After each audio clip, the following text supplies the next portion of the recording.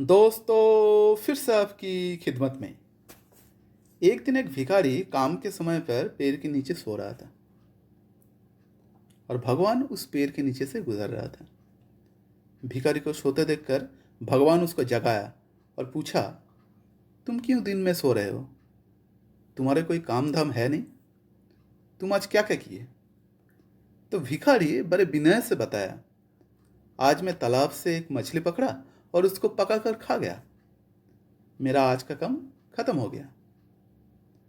भगवान भिखारी को थोड़ा गंभीरता से बोला, तुम और भी तो कुछ मछली पकड़ सकते थे। तो भिखारी पूछा, उससे क्या होता? भगवान बोला, बाकी मछली बाजार में बेचकर कुछ पैसा मिलता। भिखारी ने फिर से पूछा, उससे क्या होता? भगवान बोला, फिर उस पैसे से एक मछली पकड़ने का जाल खरीद सकते थे और उस जाल से ढेर सारे मछली पकड़ सकते थे। भिखारी पूछा, उससे क्या होता?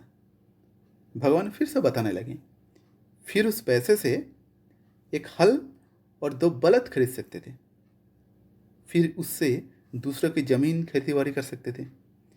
फिर उससे जो पैसा मिलता उससे तुम अपने लिए कुछ ज़मीन खरीद सकते थे।